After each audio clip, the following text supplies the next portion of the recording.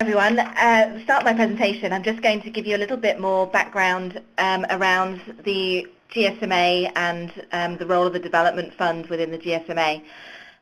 So the GSMA, we are the trade association that represents mobile network operators worldwide. We have nearly 800 mobile network operators within our membership, as well as companies within the mobile industry like handset manufacturers, software companies, etc.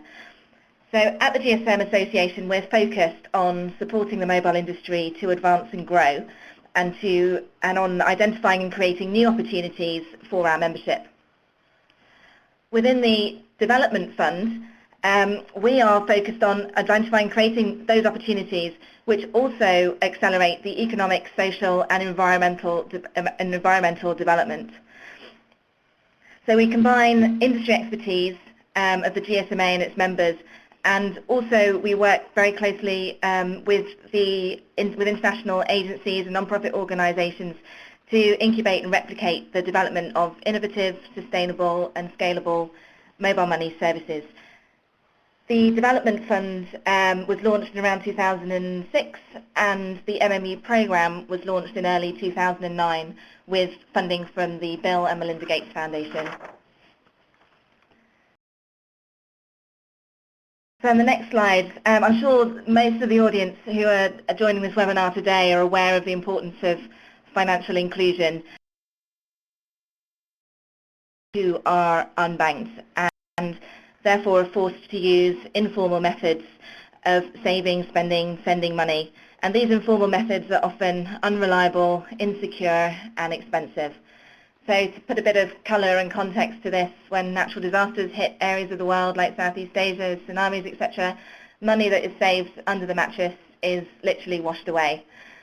When there aren't any efficient ways of sending money and people have to carry money themselves on long bus rides to take money home to their families, there's a cost in terms of time and also risk of the bus or however they're transporting this money, risk that money is actually stolen. So these are inadequate ways that people are forced to use to manage their finances.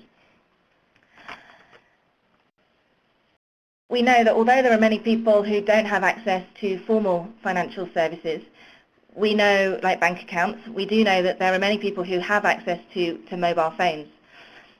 Using some of GSMA's own data from wireless intelligence around the number of subscriptions, mobile subscriptions in developing countries, we can see that mobile penetration far exceeds financial inclusion in many emerging markets across Africa, Asia and Latin America.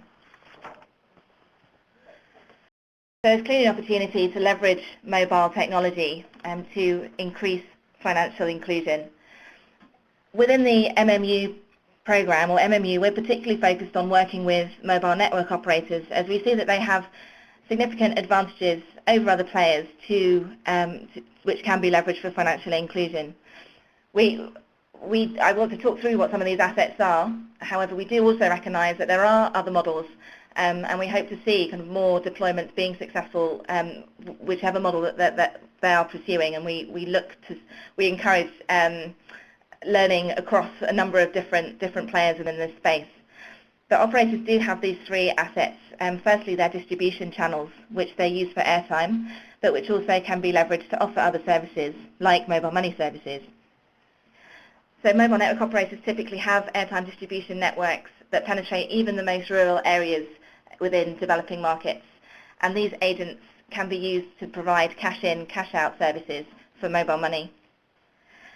Mobile operators are also the proprietors of the mobile channel, so they have access to SIM card and can use their USSD channels to enable customers to securely send money and pay bills, etc.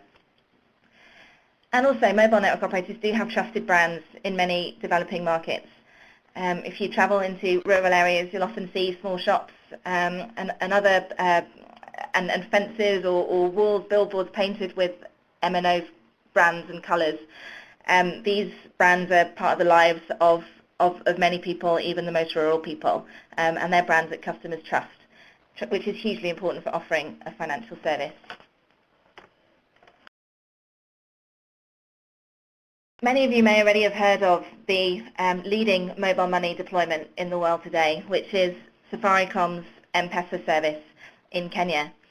Safaricom launched M-Pesa in 2007, and today they have over 14 million customers who use M-Pesa to send and receive money.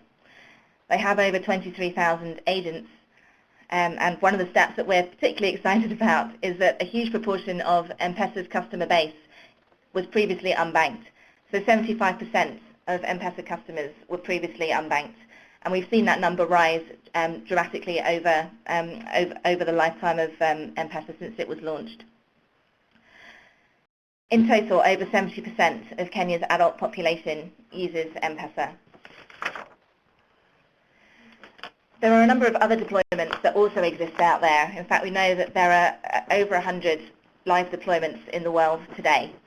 Although many of them at the moment are still in their early stages of development and face some significant barriers to reaching scale. And the Mobile Money for the Unbanked program exists to support these deployments to overcome these barriers. So I want to spend the last few moments before I hand over to Claire to talk to you a little bit about what some of these barriers are. So operational hurdles.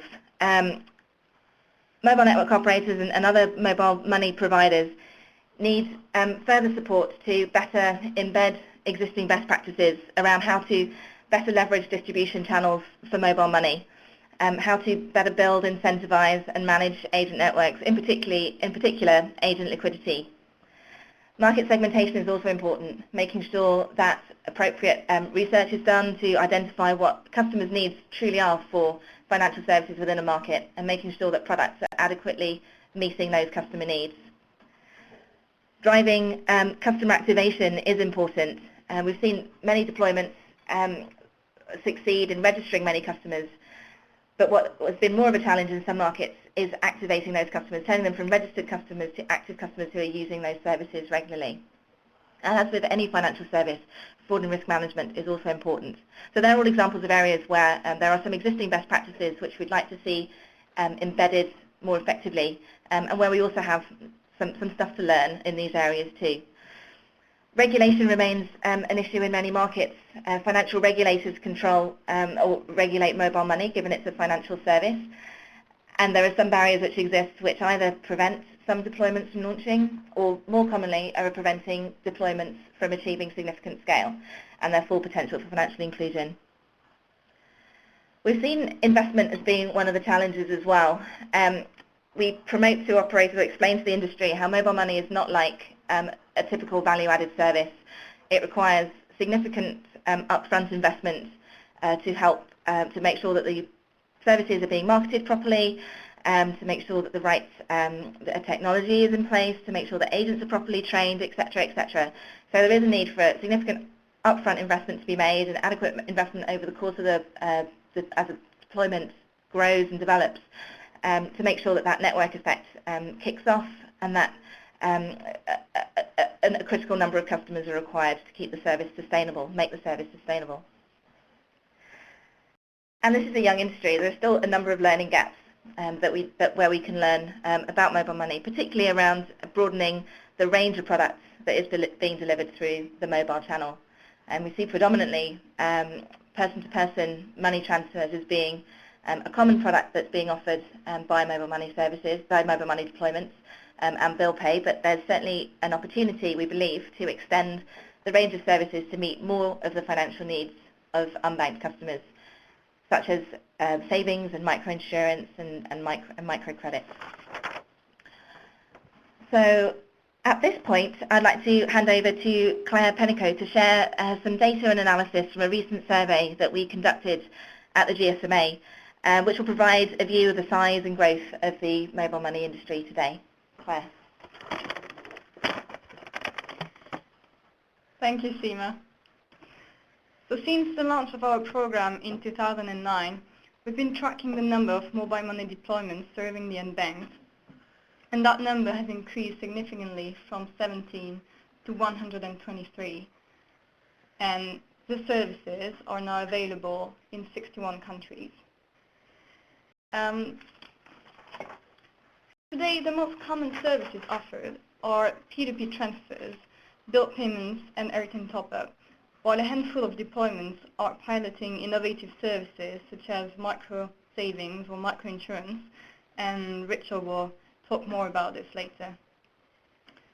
We've also seen that 76% of current live deployments are led by mobile network operators. Ultimately, however, we're interested not in how many services there are, but in how many customers are using them. So as Seema mentioned, in August 2011, our team conducted the first global mobile money adoption survey to better understand the state of the mobile money industry. 52 mobile money deployments participated to that survey and shared with us on a confidential basis key operational data, including number of customers, both registered and active, the volume of transactions processed across a range of transaction types, the number of agents, and this for December 2010 and June 2011.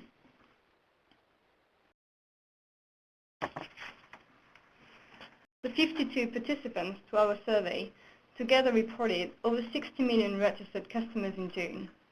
This number understates the number of customers who are using mobile money because it excludes customers who transact solely over the counter and who do not need to register to transact. Within our sample, 11 services reported having more than 1 million registered customers in June 2011. A much smaller number of customers, however, 6 million, were considered active, although this number excludes active customers of Safaricom M-Pesa and Smart Money. Of the other 50 services in our sample, only 2 reported having more than 1 million active customers. So what you see on this slide in dark green is the actual number of active customers, whereas what is represented in a lighter shade of green is the portion of customers that are registered to mobile money but not using it actively. So this slide also demonstrates the wide variation in the active rate that we can observe across deployments. In our sample, we saw active rates as high as 99% and as low as 0.2%. Finally, the survey has allowed us to quantify the growth of the mobile money industry for the first time, and it is clear that mobile money is growing fast by conventional standards. So the numbers shown on this slide are annualized growth rates that are based on the data that we have for December 2010 and June 2011, and exclude Safaricom, Smart, and Globe data. For instance, the rate of growth for the number of registered customers is 49%. Over the same period of time, the number of mobile subscribers of the participating operators grew on average by 11%. So growth rates are even higher if we look at number of active customers, transactions, and payments. So in conclusion, mobile money is a very dynamic sector, growing very quickly. And while M-Pesa's success is still unequal, we're pleased to see that a group of much younger services are following the same path as